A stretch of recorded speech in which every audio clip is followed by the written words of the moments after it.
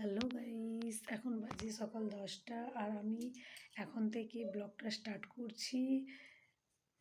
Hello বন্ধুরা, তোমরা কেমন আছো? আমি তো খুব ভালো আছি। Welcome back to my channel. আজ দেখতে থাকো, আমি সানডে সারাদিন কি কাজ করি, কি করি সব তোমাদের সাথে শেয়ার করব। চলো দেখতে থাকো। এরপর দেখো চলে এসেছি মেয়ের খাওয়ার করার জন্য। কিছুটা ডালিয়ার খিচুড়ি বানিয়েছিলাম, সেটাই মেয়েকে তখন খাইয়ে দিয়েছি। অনেক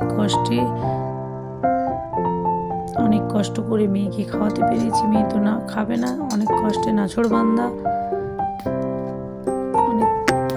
দেখো স্নান টান করে রেডি হয়ে কেমন এগ খেতে বসে গিয়েছে।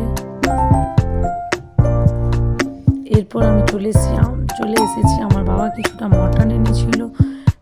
তোমরা দেখতেই পাচ্ছ, আমার মেয়ে মটনের চিক নিয়ে যাচ্ছে ওর দিদিনের কাছে। বাবার বাড়ি আছি, তেমন কোনো কাজ নেই, তাই পুরো ভিডিও তোমাদের সাথে শেয়ার করতে পারছি না, কারণ আমি তো কিছুই করছি না, মা সব করেছে। তাই যেটুকু ভিডিও করেছি সেটাই তোমাদের সাথে শেয়ার করলাম। একদিকে দেখো মশলা কষা হচ্ছে, আরেকদিকে দেখো মটন ম্যাগনেট করা আছে।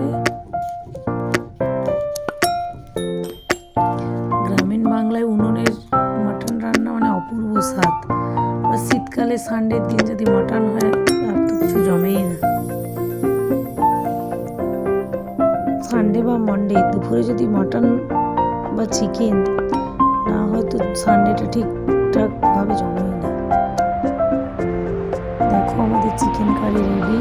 এরপর আমরা সবাই খাবার খেতে বসে গিয়েছি।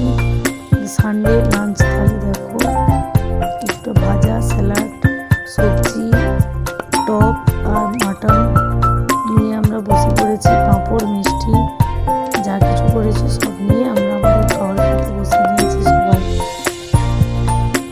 উনুনে মাটন কিন্তু খুব টেস্টি হয়েছে। তোমরা তো সবাই জানো গ্রাম বাংলায় উনুনে রান্না খুব টেস্টি হয়, খুব সুস্বাদু আর খুব টেস্টি হয়। আজ এই পর্যন্তই,